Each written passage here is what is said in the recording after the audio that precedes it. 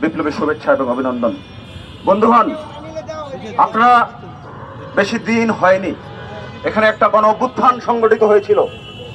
এই যে জনগণ গণ অভ্যুত্থান সংগঠিত করে আওয়ামী লীগের মতো একটা ফ্যাসিবাদী শক্তির পরাজয় নিশ্চিত করা হয়েছিল। এই পরাজয়টা কিসের জন্য আপনারা সবাই জানেন, সেটা বাংলাদেশের আগামীর জন্য। কিন্তু সেই আগামীটা কে? সেই আগামী যদি হয়, আজকে এত সংগ্রাম, আজকে যে কথাগুলো আমরা বলতেছি, সেটা কিসের জন্য? সেটা আগামীর জন্য। সেই আগামী হচ্ছে আমাদের সন্তানরা, সেই আগামী হচ্ছে আমাদের শিশুরা। আজকে এই হামের মধ্য দিয়ে আমাদের শিশুদের জীবন হানির ঘটনা ঘটছে।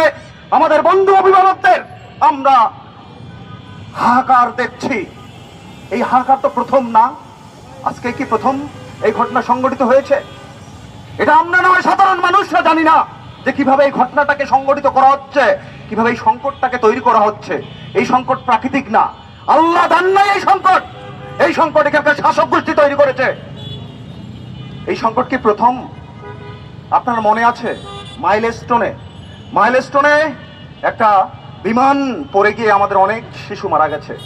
সেই শিশুদের হত্যার দাবিতে, সে হত্যার বিচারের দাবিতে যখন তার ছাত্র বন্ধুরা দাঁড়িয়েছিল, ইন্টারিম আমলে আপনি দেখেছেন, সেই ছাত্র বন্ধুরা যখন সচিবালয়ে যায়, তখন আমরা দেখছি কিভাবে বেধড়কভাবে তাদেরকে মারধর করা হয়েছিল এবং তাদের নামে মামলা হয়েছিল। বন্ধুরা আমার, এই কি প্রথম?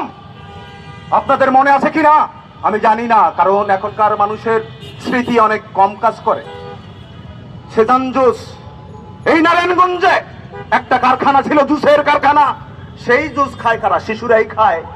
সেইখানে যখন আগুন ধরলো, তখন আমরা দেখলাম সেইখানে 500-এর অধিক আমাদের শিশুরা মৃত্যুবরণ করেছিল। বন্ধুরা আমার, এই কি প্রথম জনস্বাস্থ্যের এই অবস্থা?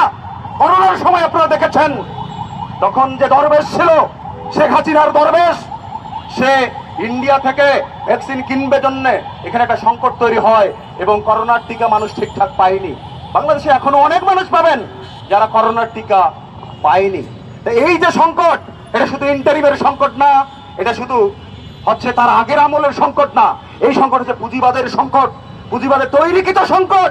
এবং এরা প্রত্যেকেই পুঁজিবাদের মুনাফা যে তৈরি করে তাদের পক্ষের সরকার।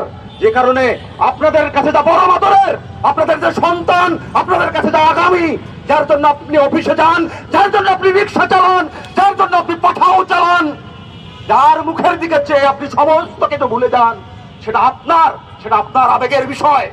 এদের কাছে সেটা আবেগের বিষয় না, এদের কাছে সেটা আগামীর শ্রমিক।